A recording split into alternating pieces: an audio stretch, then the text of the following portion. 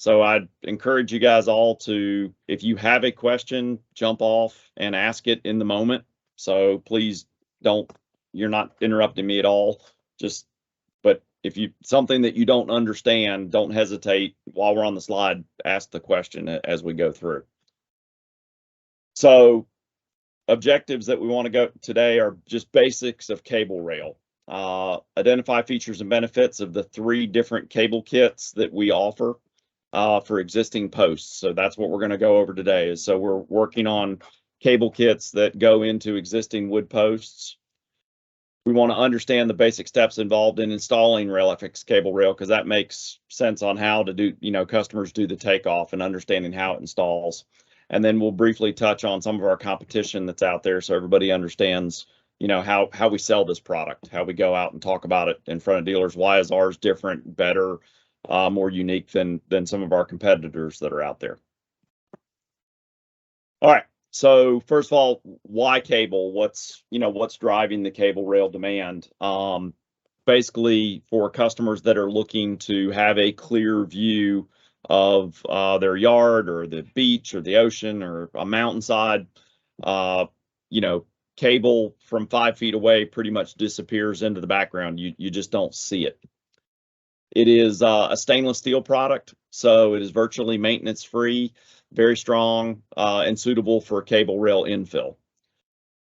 All cable RailFX cable rail fittings are 3/16 grade stainless steel, as well as the cable. So that is the most stain resistant stainless that's available.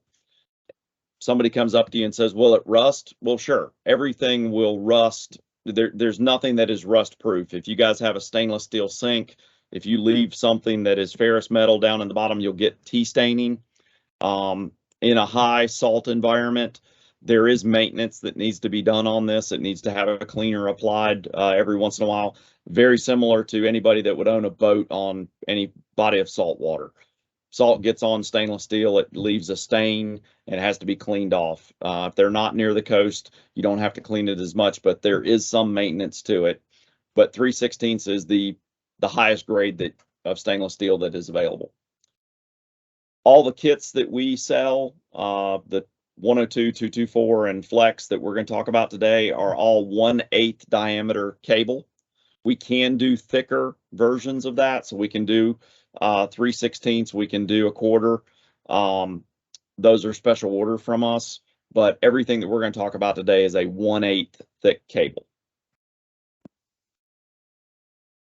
Biggest question we get is, okay, I have a railing, it's 8 feet across. What is the price per foot for me to figure out my deck? And in normal railing situations, that is a very legitimate question, because you can take a baluster rail and say, it's $25 a foot or it's $40 a foot, because you're running post to post and it's something that you can equate.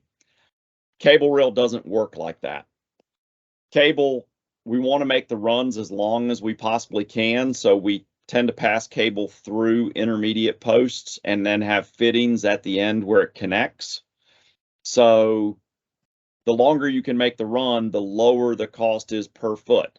So if you give somebody an 8 foot out by 20 foot by 8 foot back, we've got a 20-foot run across the sides, and then we've got 8-foot runs coming back.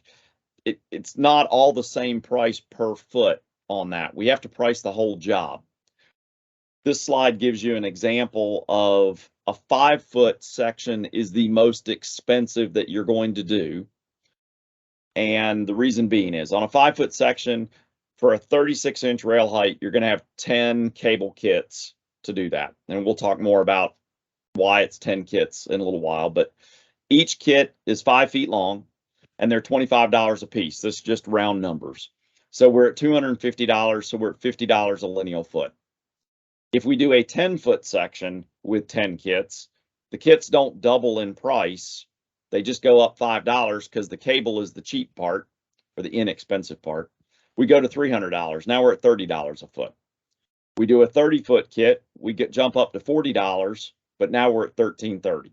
So we cannot really give someone a lineal foot price.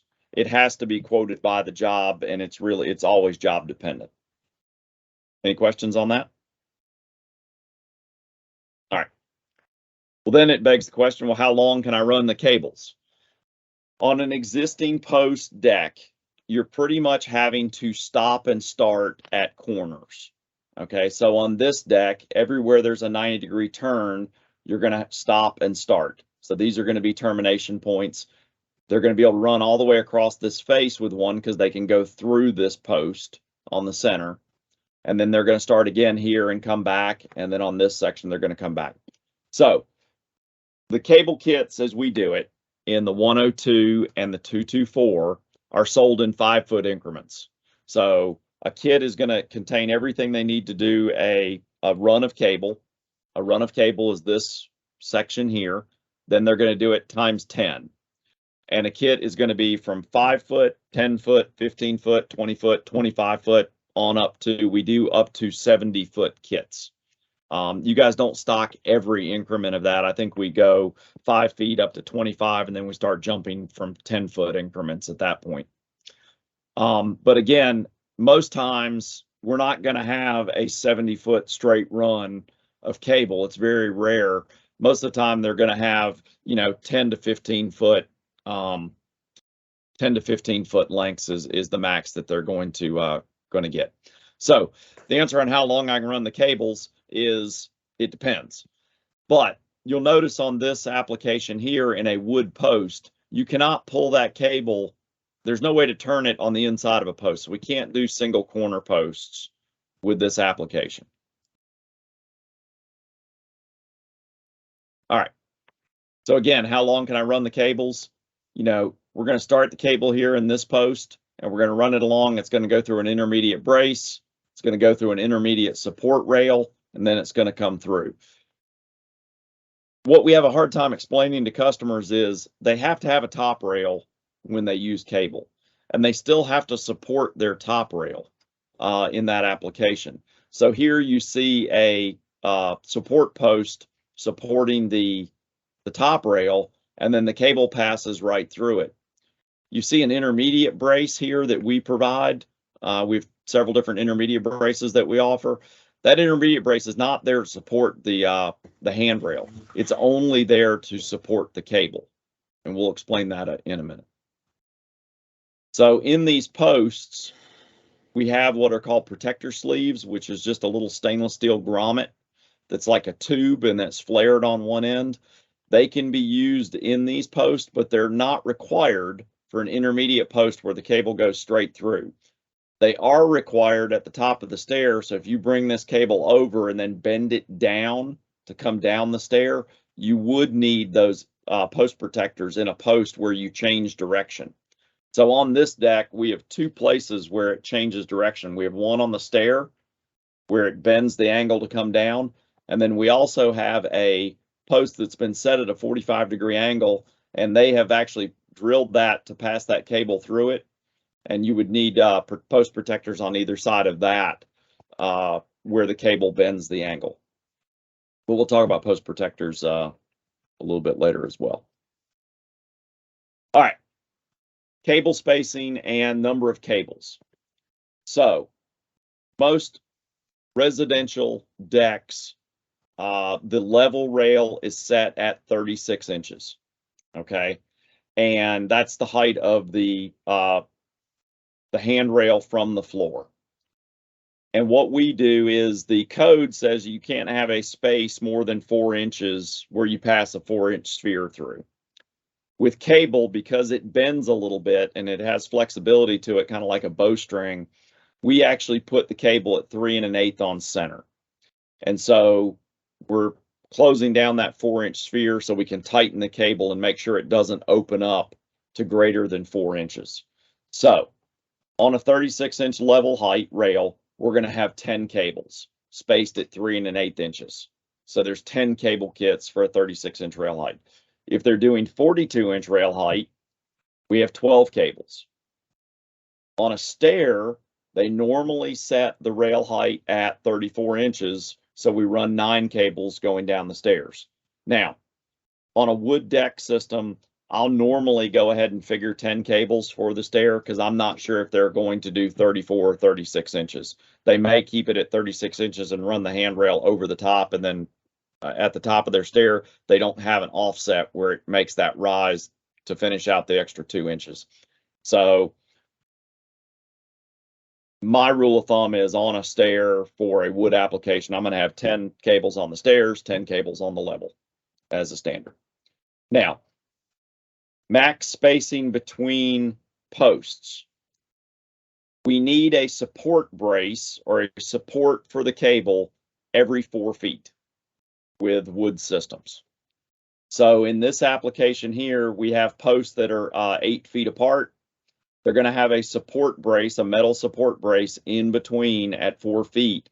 And that's to support the cable to keep it from spreading more than 4 inches when it's installed. And these posts, these support braces are pre-drilled at 3 1/8 inches so that when they drill their holes into their side post to mount their cable, everything's going to line up. The posts that you guys get from us are 45 inches long, I think is when they come. So they're meant to be trimmed back. So they're going to have enough holes for a 42-inch application. So they'll have 12 holes, but then they get cut back on site and installed. But again, you need a support brace, whether it be a wood post or whether it be one of our metal support braces every 4 feet to support the cable. If you don't have that in there in the center, what they could do is they could spread the cable apart and be able to go past the 4-inch sphere rule. Any questions on that? Everybody's real quiet today. All right. Ladder effect. This is something that we get asked about all the time is, there's horizontal cable. Is the stair code say that there's a ladder effect and that can't be used? Guys, this was in the code up until the year 2000, and it was taken out in 2000 because of metal balusters on the inside of houses started doing scrolls and everything else, and the code officials took it out. There is no ladder effect in the International Building Code any longer. There are some municipalities that still want to enforce it, but they're very few and far between.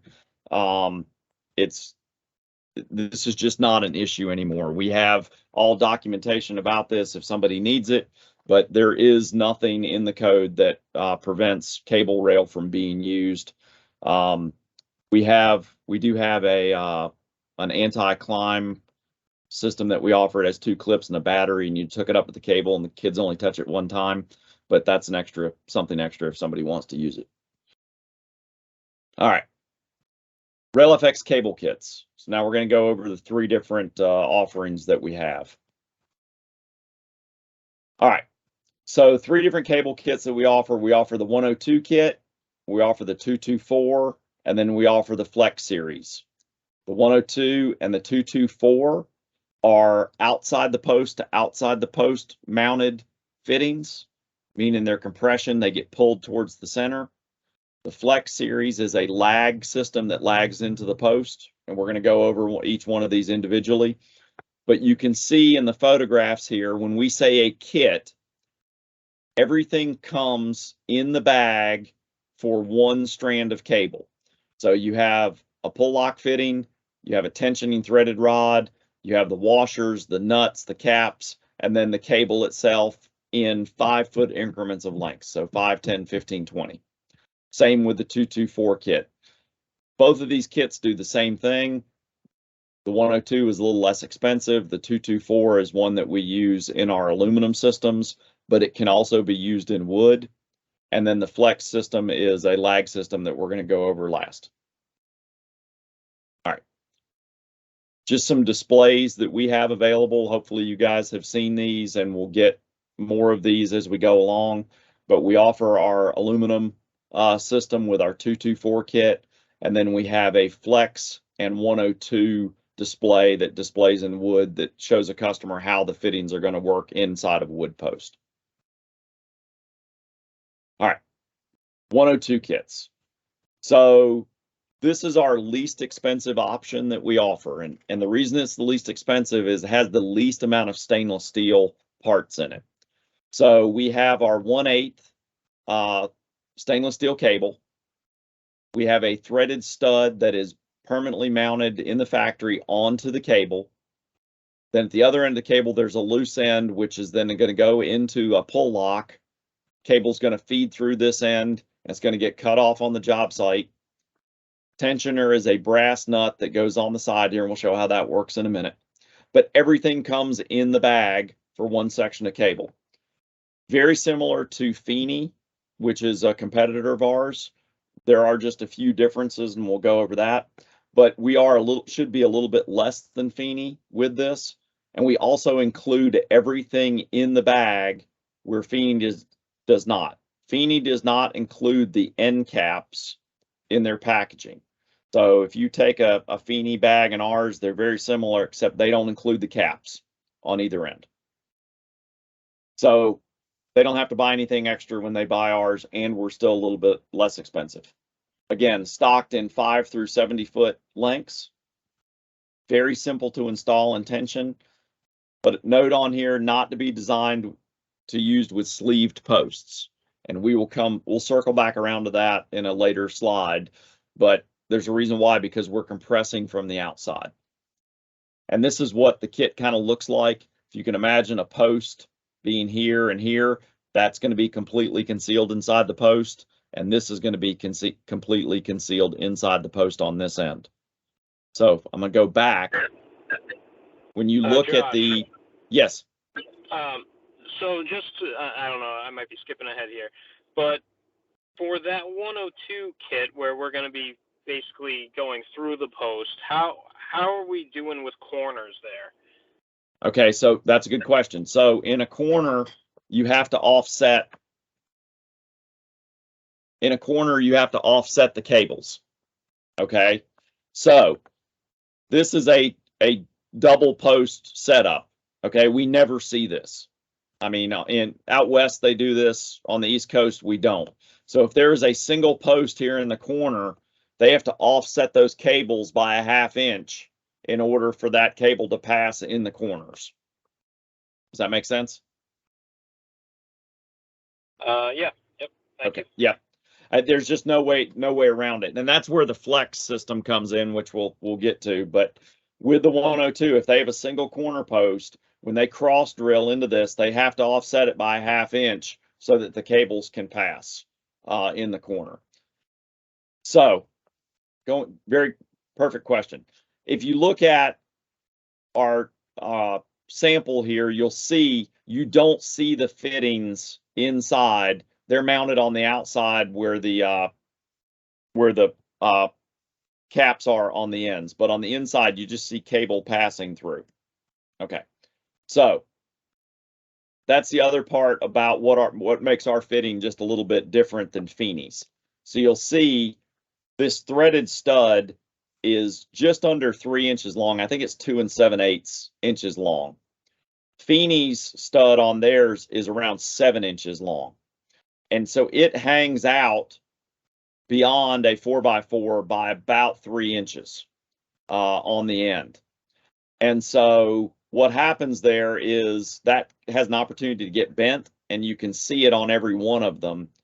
They have the same threaded terminal that we do, about the same take up. It doesn't change, but that ours mounts completely inside the post so you don't see it. Where that comes into play is on a stair. With ours, and I'm going to back up here, so I apologize for jumping around. On a stair, our fitting fits completely inside the post, so you do not have to drill an angled hole on the stair. You can drill a straight hole through and then allow the cable to pull the angle and then go through at a straight. With Feeney, they have to drill angled holes through their end posts, and then they have a stainless steel washer that's on a bevel that sits on the ends, and those stainless steel washers are about $4 a piece. So when you have 10 cables, you're going to have 20 of those stainless steel washers at either end. You just added a lot of cost. With ours, we're just drilling straight holes everywhere. We're allowing the cable to pull the angle if it's on the stair. Does that make sense to everybody? That's one of the advantages of the 102 kit, and what makes it really easy to install. So again, that fitting is 2 7/8 inches long. It hides completely inside the post. One thing you do have to use on a stair, on a rake, we talked about that post protector. That's it right there. It's a little, again, it's a little stainless steel sleeve that has a flare on it that slips over the cable, and it protects the post from the cable pulling at an angle and biting into the wood. Okay. Any questions on that? Now, one stupid thing that we do with the post protectors is they're sold in bags of 4. Okay, so when you order post protectors and there's 10 cables, you got to order 3 bags to get the 10 that you need. So just keep that in mind that they're sold in bags of 4. All right, toolkits. Every time we sell a cable rail job, we encourage a customer to buy a toolkit. And what is included is the drill bits that they need to drill the different size holes. So a 5/32 drill bit, a 1/4 inch drill bit, and a 29/64. Those are for the different size fittings that we have. Includes a little hex wrench in order for them to tighten it, a little Allen key, a cable gripper, which is something, number one rule about tightening cable is when they go to tighten the cable, you have to hold the cable to keep it from spinning. We'll explain that in just a minute. With the 102, we have a cutoff wheel, and that is to help the customer cut the cable off when it comes through the pull lock. So that's going to be on this end. They're going to cut it off.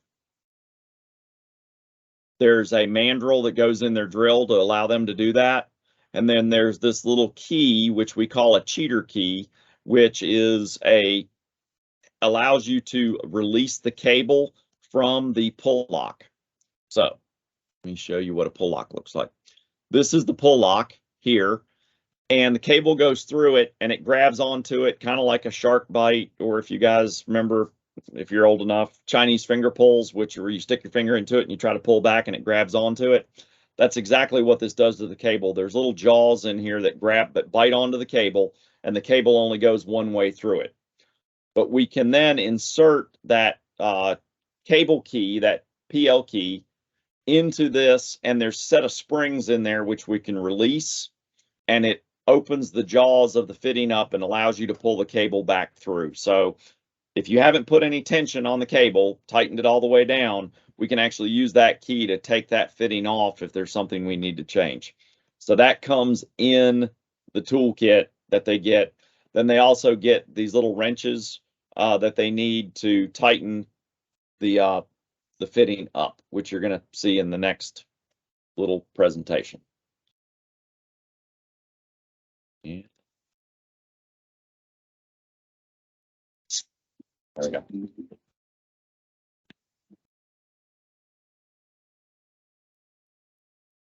Kit 102 series installation instructions for wood or metal posts on level runs.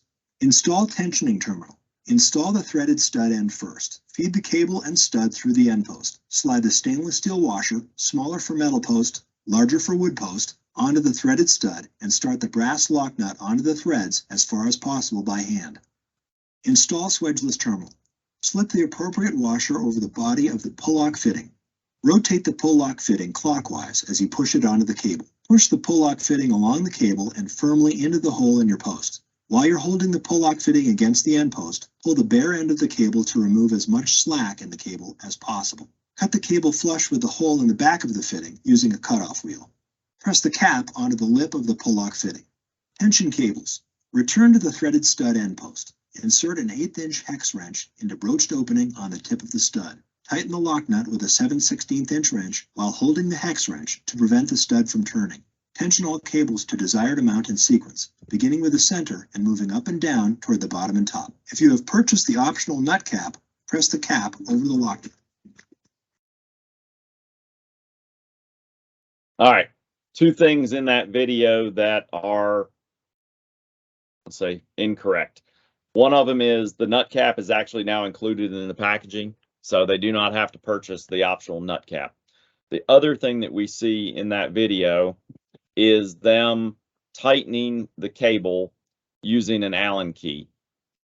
And so where that works is in the end of this stud, there actually is a broach for a Allen key to go into it. So there's a hole in the end of this piece here. they can use that Allen key to insert that into the end and then rotate the nut around, and then they cut that off. So that's how they can tighten it. Or they can hold the cable on the other side of the post, on the inside of the post, with a pair of cable gripping tool, which comes in the package. They can hold on to that and then they can tighten it, but they don't want the cable to spin. Anybody, I'm going to ask somebody to speak up. Anybody know why you don't want the cable to spin? Go ahead, Al. The elastic rubber band effect, it'll wind up, and then, you know, maybe a day later or a couple hours later, it'll spin itself out. Exactly. Okay, so the cable is wound, and if you start spinning the cable, because the nut gets tight and it wants to start rotating the cable, it doesn't unwind the cable. It actually is on the same rotation. It has the correct rotation, but it gets tighter and it starts spinning the cable, and it actually winds it like a clock spring. So it can backspin at some point, but the worst thing it will do is it will turn this cable here inside this fitting, and it will start grinding on the jaws that are inside that fitting. And it will actually wear that fitting out to the point where it won't work and it won't hold the cable. So if you go out to a job and somebody says, oh, these pull lock fittings aren't holding the cable and I can pull it straight out, and you go, well, was it holding when you started? Yeah, it was holding great. And then it's not holding anymore.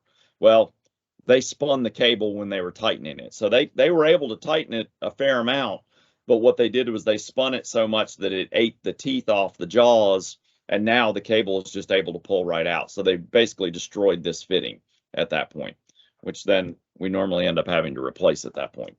But again, we don't want the cable to spin in any of these installations that we're doing.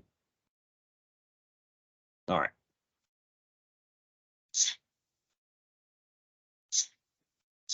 All right.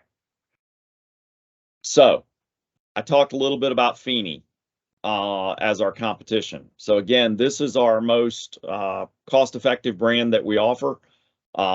It's the one we go out and fight with Feeney all the time with. So again, differences in Feeney. They sell everything in a bag just like we do. This is one of their merchandisers. Looks very similar to ours. Difference is their stud is 7.5 inches long. So only about this much of it actually hides inside the post.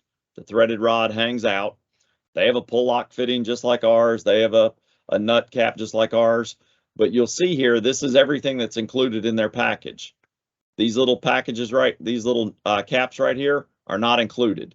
So they're up in here where they have to buy those extra. Ours includes that, makes us a little more cost effective. Now, what they do offer that we don't is they offer all these different color plastic caps, these little, caps that fall off all the time. With us, you can have any color cap you want as long as it's stainless steel colored. We don't offer all these different colors. You're buying stainless steel cable, you're going to get stainless steel caps.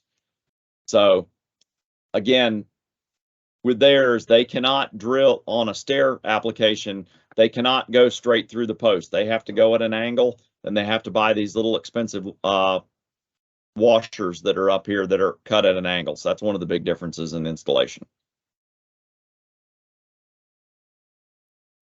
All right, that was the 102. That's our basic installation kit that you're going to see in the merchandisers that you guys are going to be putting out in the field. The 224 kits are the same concept. They're still going through the post, except these are what we call our professional kit. And instead of having a nut on the end with a threaded rod, we actually have a fitting that is threaded on the inside that accepts a threaded receiver that's mounted on the cable. And this then tightens with an Allen key.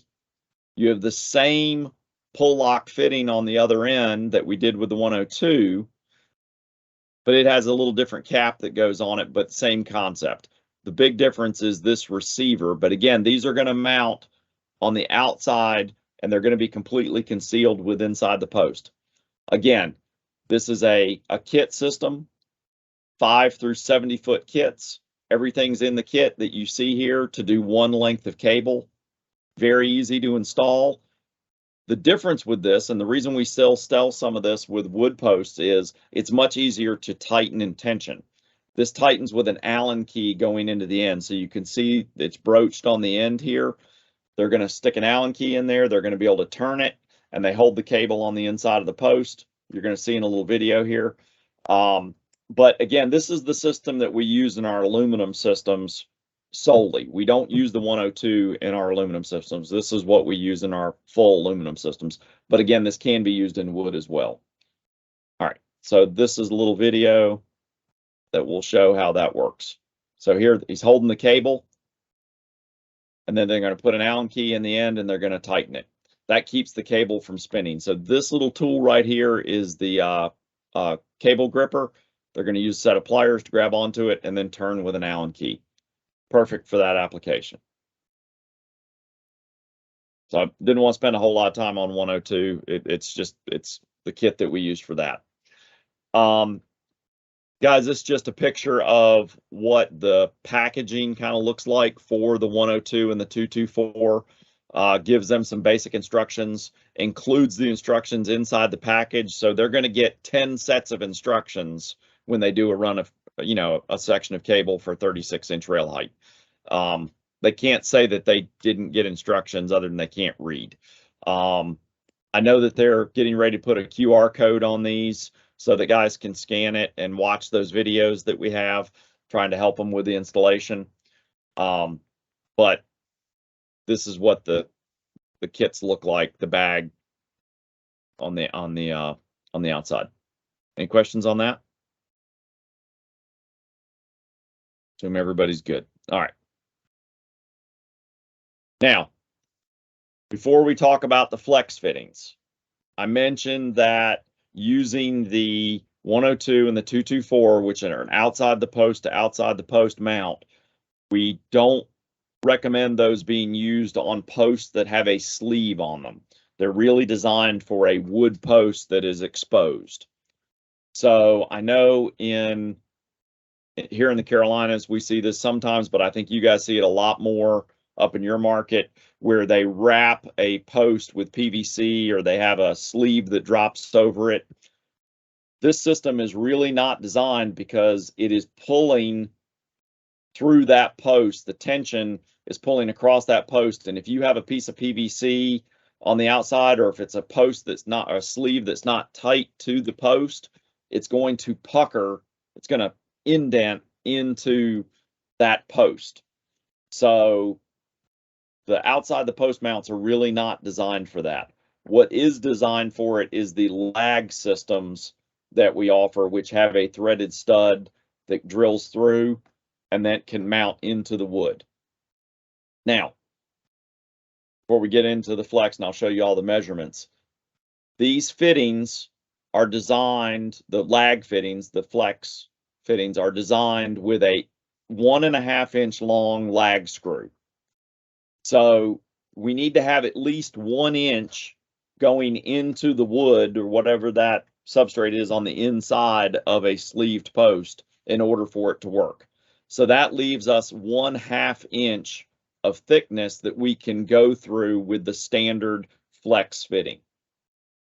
So again, this distance here from the outside edge to where it starts with the wood, we can go through 1/2 inch and still get 1 inch of penetration into the wood. Does that make sense to everybody?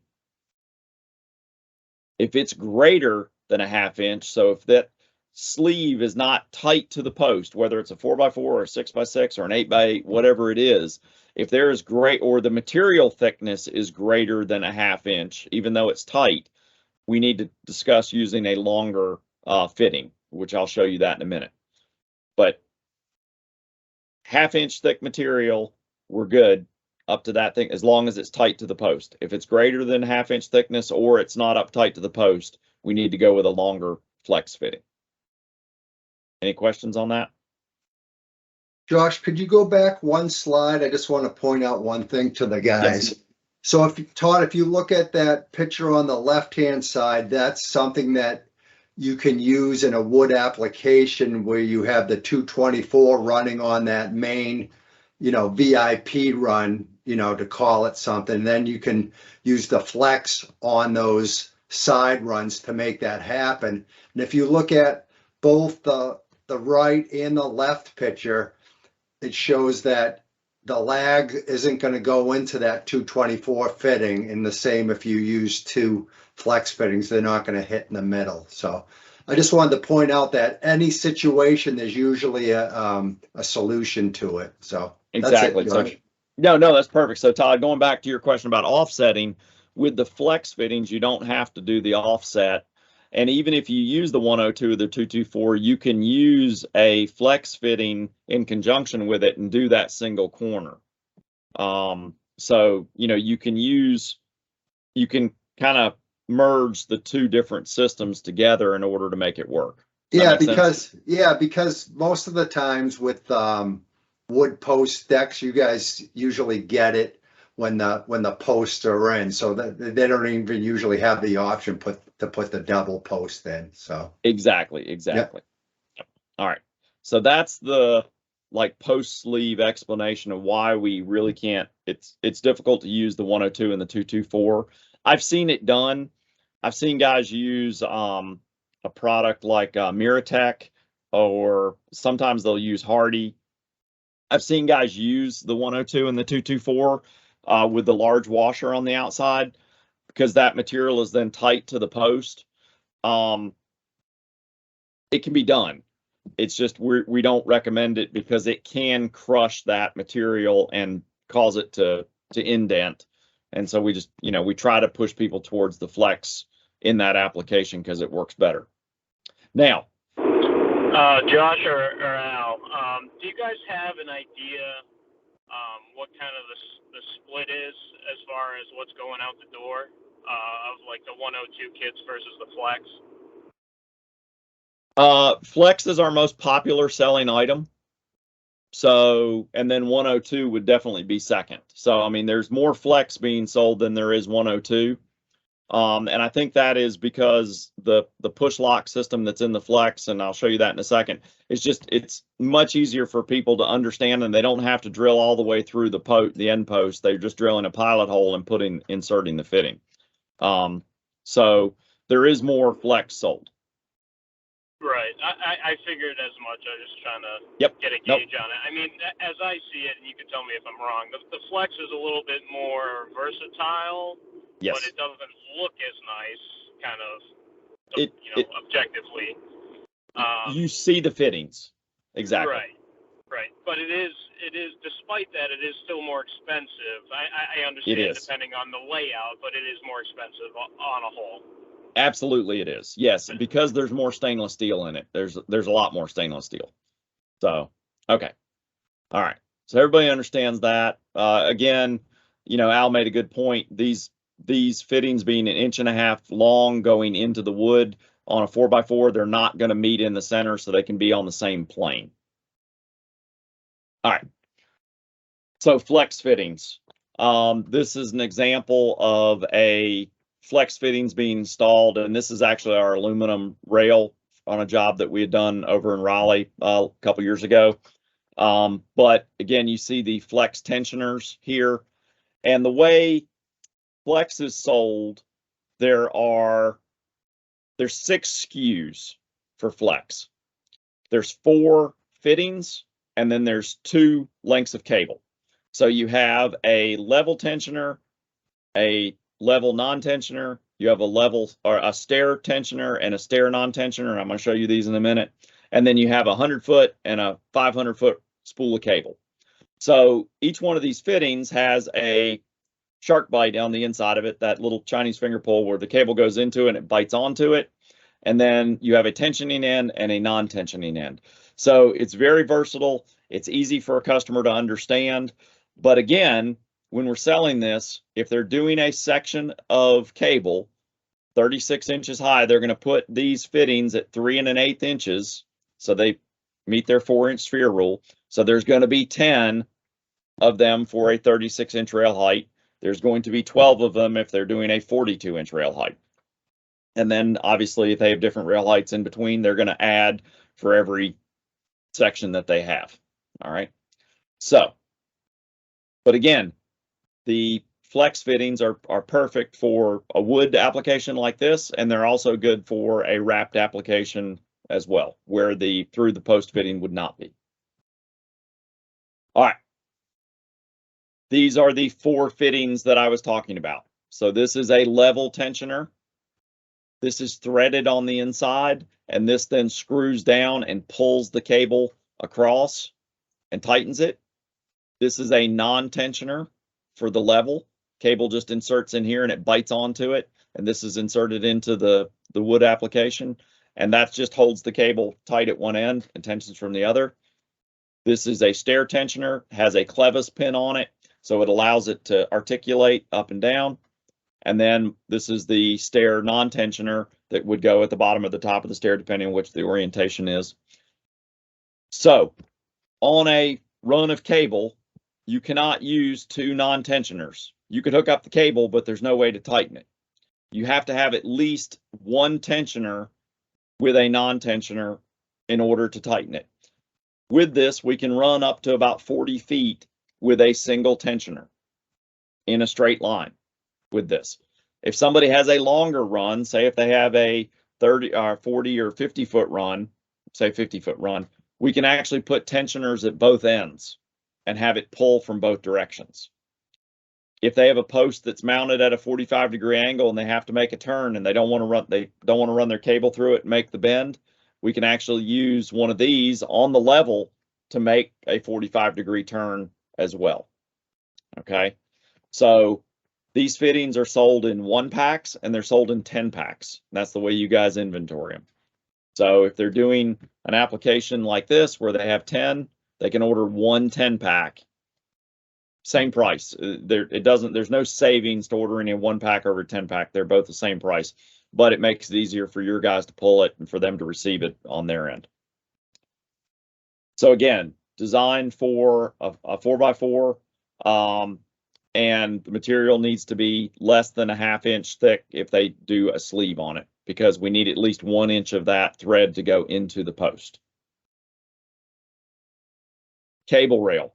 The cable on this is sold in 100 and 500 foot coils of cable.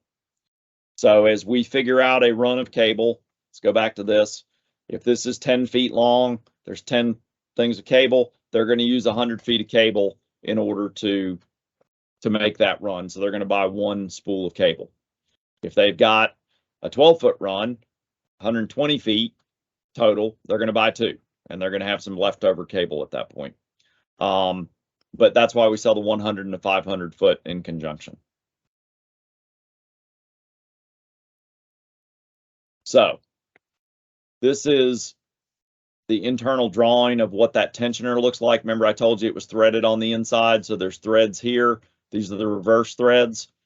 The way this installs is this has a broach. Remember, I mentioned that on the 102 kit. This has a hole in the end of it for an Allen key. They can actually put that Allen key in the end of their drill. They can drill a pilot hole into a post coming this way, and then they can run that thread to where it buries up to this point. That's how they install it, and then they run this body on to it down over the threads, and then it looks like that, and they're ready to do the installation. What we see on this drawing is the XL fittings. So if we have a sleeve that has a greater than 1/2 inch thickness of material or 1/2 inch back to the wood, we offer an XL fitting, which has a longer flat body on it. So it adds an extra inch of flat that allows them to run that in deeper so it doesn't bite onto the material that they have. Does that make sense to everybody? So we have our standard fittings, and then we have our XL fittings, which are used with sleeved posts greater than 1/2 inch. And those are offered in both the level tensioners and the stair tensioners, and then the non-tensioners as well. So we have a extended lag as well that's just over an inch longer on both of those. All right. Tools. So in the 102 and the 224, we offered a cutoff wheel in order for them to cut the cable. With Flex, we offer what are called the hit cutters, the C7s. They're designed to cut stainless steel. Most cutters that you can buy at the regular store are designed to cut copper wire, not stainless steel. They also cut in a circle. Most of your cutters that you're going to buy at Home Depot or Lowe's are going to be flat crush cutters that are going to crush the cable when it's cut. It'll work, but it wants to start fraying the cable at the end. These actually cut in a circle and cut around the cable so it doesn't start to unwind. So we do recommend a set of cutters with each job. They're not that expensive, but they're hard to find. You're not going to find them at Home Depot or Lowe's. The cable kit includes the drill bits that they need, just like the other kit that we sold. It also includes a driver that allows you to bite onto the end of this fitting. So if you see right here, there is a 2 flat head facets. It fits over the top and allows them to run that into the post when they're doing the installation. Hey guys, can you hold on 1 second? And I just need to, all right. You also get the wrenches that are included in this kit, and those wrenches are 3 inches long, and it just makes it easy so they can spin the cable on the inside and tighten those cables up when they're doing the installation. Also includes a PL key, which is the release key. Again, I guess I didn't really touch on that. These are spring loaded just like the pull locks, but the cable goes in, it bites onto it, and then pulls back on it. We can use those release keys to release those fittings so the customer can get the cable out. So if they need to trim it to a different length. Now, after they do all the main tensioning on that, they can't use those release keys anymore, but just if they stick the cable in at the very beginning, they can use that release key to get it out. All right, we'll show an installation video here real quick.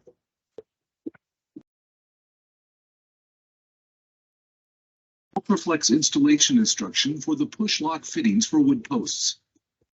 First, drill your holes into all the end posts. Place just showing him using the drilled hole and drive the lag thread into the wood post using our driver PL lag tool.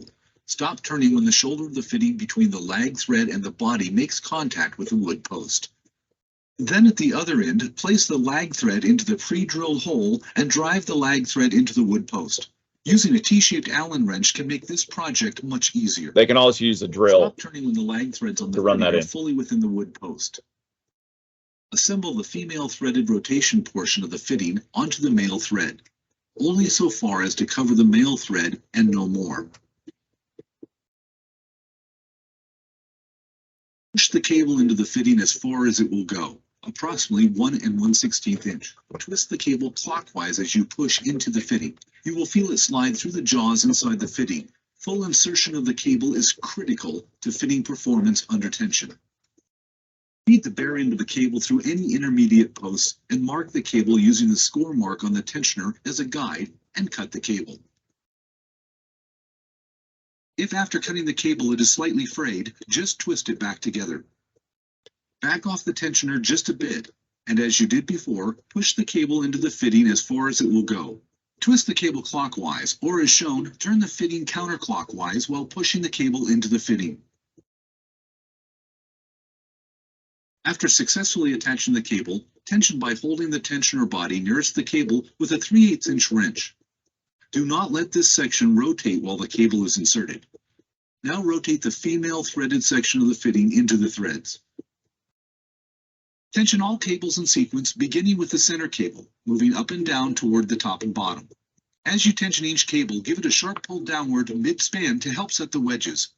Then retension is necessary in the same sequence. Be aware that the cable may move as much as 3/16 of an inch as the wedges seat.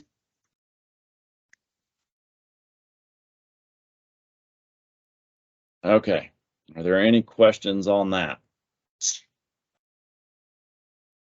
So a couple things that showed there, it showed him using the lag driver, which goes into a drill, fits on the end of that fitting and allows them to run it in.